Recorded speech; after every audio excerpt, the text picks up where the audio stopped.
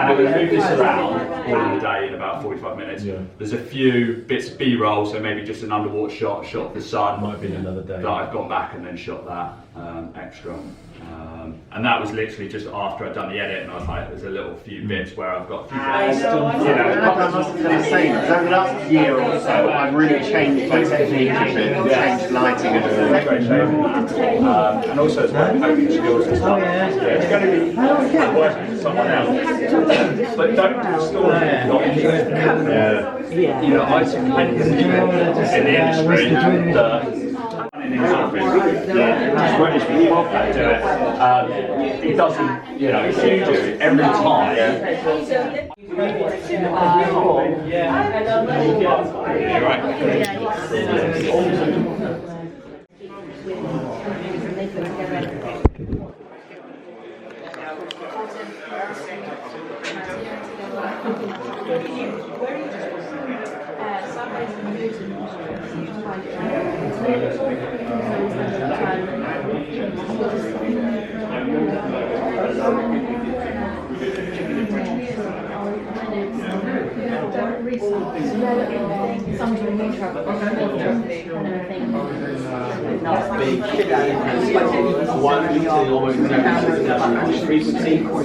Restrictions on frequencies. Okay. All the things over to competitors.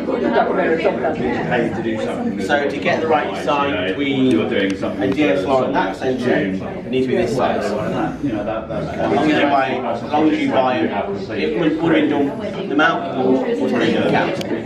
So they're Germans, you can apply, if one of them is German, you can say it's a country, so you can. So the way the lens is, the way the optic is designed, has this height. So it's like a 1-on-1 adapter, but only a unit. So you get in the field. So this is a 35mm 2 times. So you get in the field of view of a 35mm lens. So the field of view of a perspective of 35mm lens. So a 17.5mm lens can be very distorted. If I was trying to film here.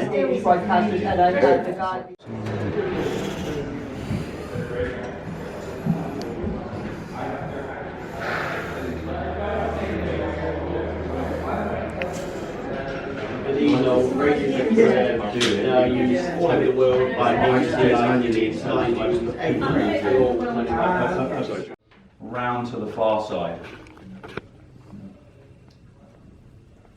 And what this allows us to do, even if we forget about the backlight as well, is create very dynamic looking images like this one here with only a single light. So we're getting away from that 3-point lighting, just using a single light and creating very kind of interesting looking imagery. Here's a quick example of what that might look like. This is another corporate, okay? Context, history, where you come from. Just in an event or something, they've got their lights on, and it's just this annoying kind of. In the UK, Europe, our electricity is at 50 hertz. Yeah. So if you're at 1/50th of a second shutter speed, you won't get any flicker. Okay. If you're in the US and you're at 1/50th, you will, because their electricity is on 60 hertz. So you need to be at 1/60th of a second. You can still shoot 24 frames a second and be at 1/50th or 1/60th. On your shutter speed. Yeah, and what that'll do is alter your shutter angle slightly. So when the shutter speed is double the frame rate. That's what, it's called the 180-degree shutter angle. So if you're shooting at 60 frames a second or 120 frames a second, you will get it with practical lighting, with domestic lighting. And being able to change the shutter angle in very small increments allows you to still shoot those high frame rates and sometimes get rid of the flicker completely. Highly natural light for an interview. This was an interview set up, shot in someone's front room. Actually a documentary about filmmaking, and this guy is a producer-director.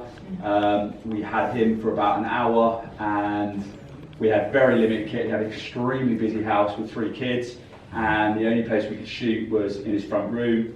Setting up lights this was actually quite a while ago, before these small kind of LEDs were really around. And so actually what we decided to do was just, his window was here, we diffused it, the 2 shots here, they look pretty similar, they're actually taken about 2 hours apart. This one was about 5 o'clock in the evening, this was about 7 o'clock in the evening. And you can see how, in terms of the exposure and where the light's falling, they're pretty well matched. And this was once a case of going out, looking with the weather app, where's the sun going to be moving. The main difference, if you spotted it, if you've got very good eyesight, is that this shot is slightly warmer. So the colour temperature, obviously, as the sun has gone down throughout the day or throughout the shoot, has slightly warmed up. Okay, but these are straight from camera and literally 5 seconds in a bit of grading, and you can colour match those 2 shots pretty easily. So it's just kind of showing what can be done with no lights at all. Okay, just by placing that subject in the room. You can see once again, where's the light falling? It's falling on the background. We can see that there's light coming into the scene. It's using that to light the subject, and it can be done. Another shot here from the Chasing 10, which was obviously filming him the day afterwards. He'd done the race in his hotel room, you know, tiny little hotel room, totally uninspiring. How do we make that interesting? Putting, you know, some of the race kit, his bike in the background, okay. We've got a window here which is throwing natural daylight, which is lighting the background, okay, and then just once again a single key light on this, just to give him a little bit of interest and bring out his eyes. You can see here his very dark eyes, but and just bringing that catch light there. But once we've actually done all that work, we've got them set up. How do we actually work with a subject? How do we actually interact with them? How do we actually interview them? And how do we get the most from them? Okay, how do we get them to tell their story?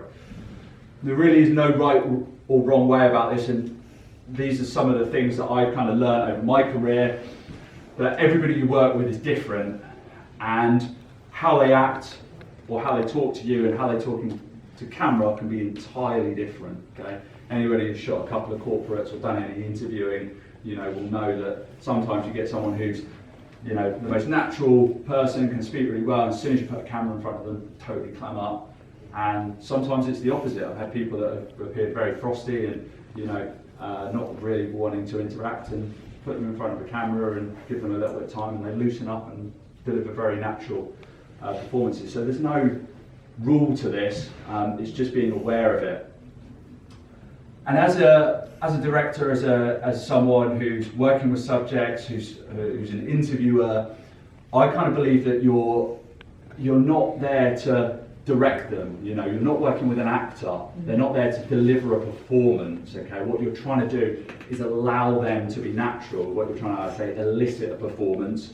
It's allow them to be natural, allow them to interact, allow them to be comfortable, not force them to do anything. You know, we've probably all seen examples where you can tell someone is saying something that's scripted. Okay, I'm looking at Matt, who's done all your kind of corporate stuff, and they want to talk off a script, and unless you're a very, very good actor and a professional actor, and even professional actors, you know, like I say, sometimes if we see poor acting, we know it's poor acting. Sometimes they can't work off a script. So trying to get a subject, an interview, something that's meant to be natural to work off a script, generally is never going to work. So never trying to force a story. When it's not there, it's not there.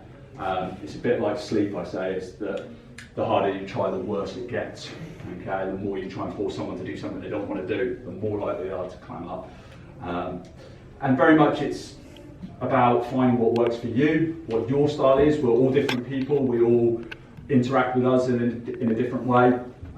There's no right or wrong way. It's finding what works for you and works for you when you're interacting with other people, when you're interviewing them.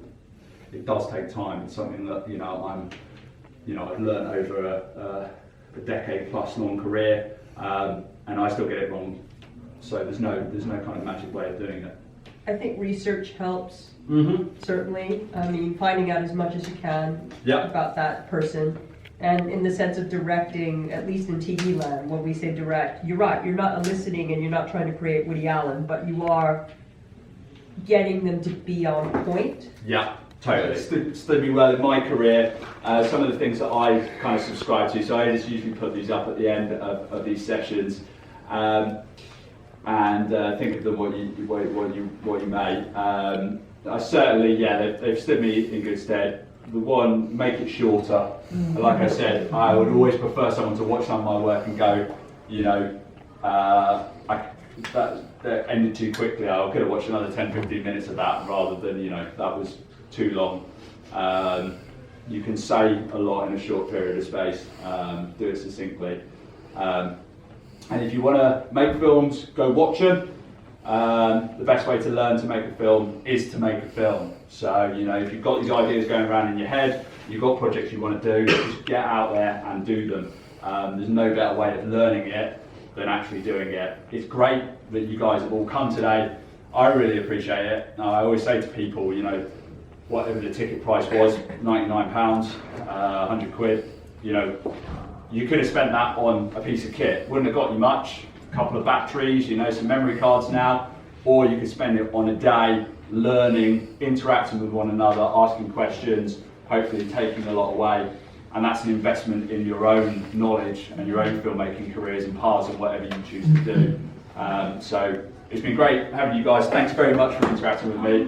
I'll be sticking around. I've got to pack up. Josh is here for a while as well. Oh, yeah, here. Long before So if you've got any questions for myself, if you want to have a play with kit, feel free. And thanks very much.